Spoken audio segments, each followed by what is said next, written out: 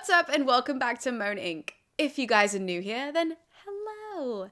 My name is Erica and it is a pleasure to have you joining me today on the channel. Because for today's video, as you can see from the title, we are going to be chatting about all things Ovid context, which I'm so excited about. But before we can get into that, please don't forget to hit the subscribe button and the bell icon so that you know every single time I post in the future. And now that you've so kindly done that, let's get into the video. Ovid. So, Ovid Publius Naso or Naso. Okay, it's one or the other, I'm not really sure you put the stress, but either way, that is his birth name, was born in 43 BC or BCE. He is a Roman poet, but he dies in Thomas in 17 AD or CE. Now, this is a really interesting story, which is why I was so excited to give you guys an Ovid context episode, because Ovid is a fantastic poet. He is known for his poetry throughout all time. His Metamorphoses, which is his most famous collection of poems, is still incredibly highly regarded in the poetry field, in the literature field, and yet his life is so interesting and so crazy and riddled with mystery. Not his early life though. His early life is fairly bog standard. He's born to a pretty wealthy family, so much so that he can have an education in Rome. So he first of all goes to Rome to start his education, and then he goes to Greece, which, as you guys know from being regulars on this channel, or if you are new, then now you know, this is what is expected of somebody who is going to go into any sort of high-paying job in the ancient Roman world, right? They got to study in Rome, and then they have to go to Greece, and then they can come back and start their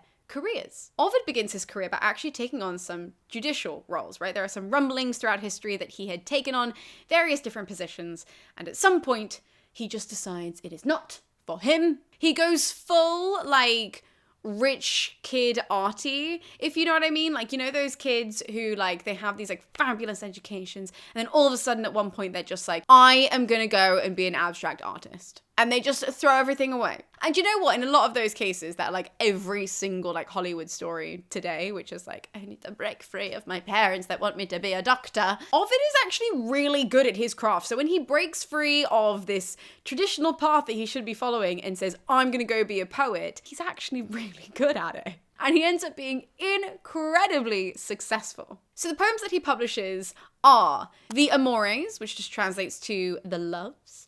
After that follows the Heroides, which translates to the heroines. Then the Art of Beauty. Then the Arms Amatoria, which is the Art of Love. That's what it translates to. Goodness gracious. Afterwards is the Fasti. Then we have the Metamorphoses. And then after that we have his writings from Exile, which, like I said, is in Thomas. So let's try and break this down, okay? I'll go into more detail about the text in just one moment, so please just bear with. Because we do need to talk about his life during this period, right? So he is really famous for being a poet. He's on the poetry scene. He's publishing all of these things. And then in 8 AD or CE, his life changes forever. A public announcement by Augustus himself, who is the emperor at the time, states that Ovid will be exiled from Rome to Thomas, which is in modern-day Romania.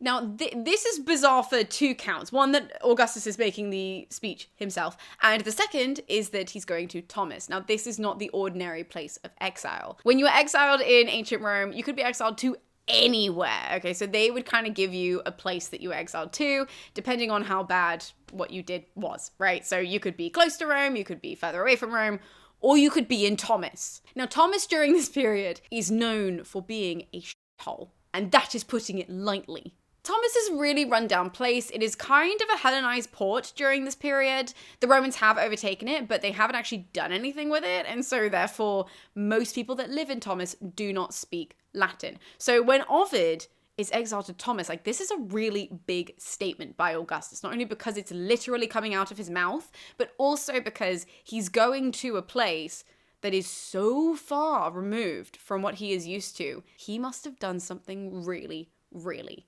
bad.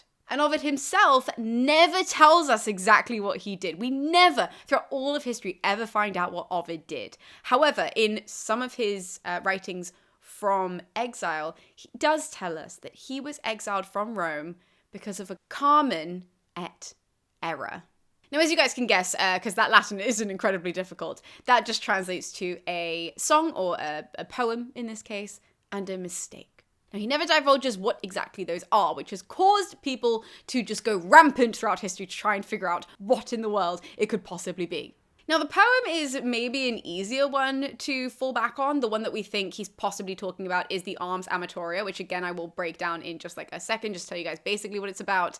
And that, we think, of all the poems he published, that was certainly the most problematic, that we can rationally deduce that the emperor would get involved with a poem like that, with a publication like that. But it did happen several years before, like it was published several years before the Exile was actually put in place. So again, there's a question mark around that. But it has mostly kind of pointed towards, like our speculation has pointed mostly towards the Ars Amatoria. And when it comes to the era, there have been so many theories about what the hell Ovid did that could have constituted him to be exiled to such a bad place. Like, the whole thing is just so ludicrous throughout history. You can see people trying to figure out what this era was. And obviously we will never ever know because nobody wrote it down, which is so frustrating. But he does die in Thomas. He dies in exile. And when he's out there, he actually writes two particular works. Two particular works have been published. He writes countless letters, really, to Rome, where he basically apologizes for all of this. And one of the works that gets published is called the Tristia, which just means sadness, sad, the sorrows, which is just so, like, dramatic. And I know we're not supposed to be laughing. I know, but like when you look at it like that, it is kind of funny, right? Like it is kind of funny that he's in exile and he's like, no, I'm really sorry, send me back. But he never gets to go back to Rome. So that in a way is quite sad because a lot of exiles, we do end up, we've already discussed a lot of exiles here on the channel where they do end up getting recalled back to Rome. And Ovid never does. So whatever it is that he did was that bad. So let's talk a little bit about these works that he publishes. So the first one, which as I said is the Amores, the Loves, that is really quite quintessential of what you can expect, right? It's sort of a witty approach to love. Everything that Ovid writes is kind of witty, whether intentionally or not. And I say intentionally or not because I tend to laugh at moments that are like not actually funny. You guys tell me off all the time on YouTube being like, look, I'm gonna have my fun, okay? And I find that a lot of what Ovid writes is funny anyways. And so the Amores is sort of like a witty take on love. And we will then rectify that a bit later. Because the next work is the Heroides. So this translates to the heroines. And this is a selection of poems from Ovid, which is so interesting, and I'm so surprised that more people don't know about it who are into Greek mythology, because what Ovid did is he decided that the women of Greek myth needed a voice. And specifically, they needed to be back-chatting to the men, specifically in their lives, who had kind of wronged them, right? Either kind of wronged them or like really wronged them. So for example, we have letters from, fictional letters, from Hypsipyle, who's one of my favorite mythological characters, to Jason, where she's kind of writing to Jason, giving him a piece of her mind. That's the point of all these letters. All the women are being like, hey, what was that about?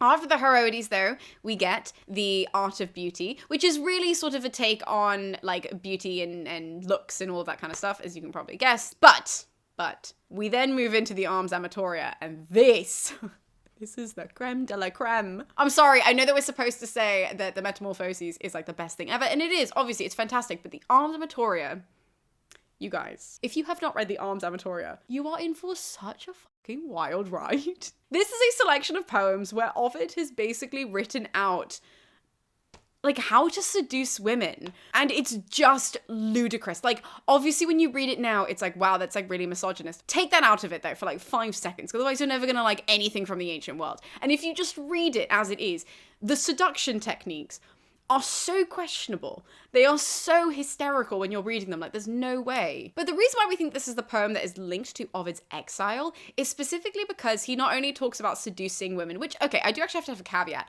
Ovid did have like 3 wives. So he actually was seemingly pretty good at picking up women, he just couldn't keep them. Well, actually, okay, and that's also technically not true because wasn't he friends with 2 of his wives until he died? I swear to God, that's part. I didn't check that before this video, but there's something weird like that. So anyways, the part that is connected to the Exile is that he not only talks about seducing just like women at like the chariot races and like what you should do and all of this questionable advice, he also talks about how you can pick up married women. Now, this is this is where the problem starts. Because obviously picking up married women is already questionable. Picking up married anybody is questionable, even in modern times. Somebody's married, fucking walk away. Anybody, I don't care what gender you are, walk away. However, adultery was like the biggest of biggest no-nos. So people assume that Augustus saw this and he was like, no. We genuinely don't know, but that's, and again, there's a good reason, but like that's why we kind of point to that poem as being the problematic one of like, well, maybe you shouldn't have written that like adultery is fun and like a game and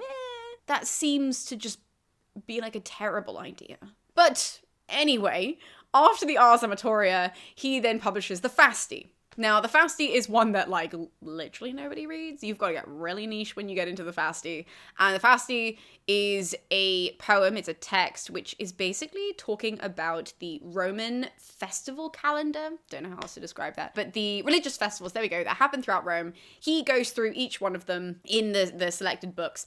And he just tells you, like, the legend and the lore of it and the myth that's attached to it and where it comes from and all of that kind of stuff. Now, the one after that is this really famous one. So that's the Metamorphoses. And that's the one that obviously when we start diving into Ovid, we will start with. And that's because I really genuinely from the bottom of my heart want to start with the Ars Amatoria because it is just so ludicrous and so genuinely problematic on so many levels. But again, take that part out of it. Take the modern brain out of it and just read it and be like, what the fuck were you on? It's so enjoyable. And so I really want to start with that one. But we're going to have to start with the Metamorphoses because most people know what that one is.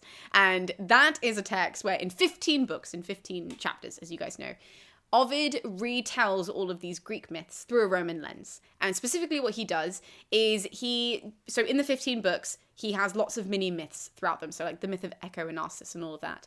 And he writes them absolutely gorgeously. And in each of these myth retellings through a Roman lens, he has a character transform and to explain something that is in, our modern world.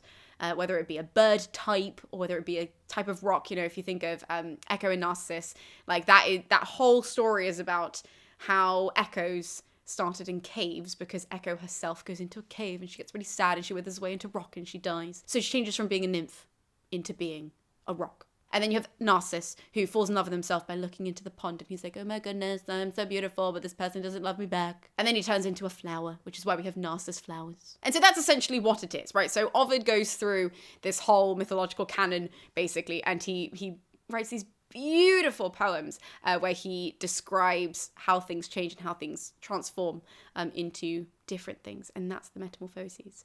And then he is exiled, like I said. So then we get like the Tristia, and then we get the other work. Why is it escaping? I'm putting the name up on the screen. It totally was lost on me, but he writes all of those letters and he sends them back to Rome. And so that. Oh my god, is that everything about Ovid? Wow!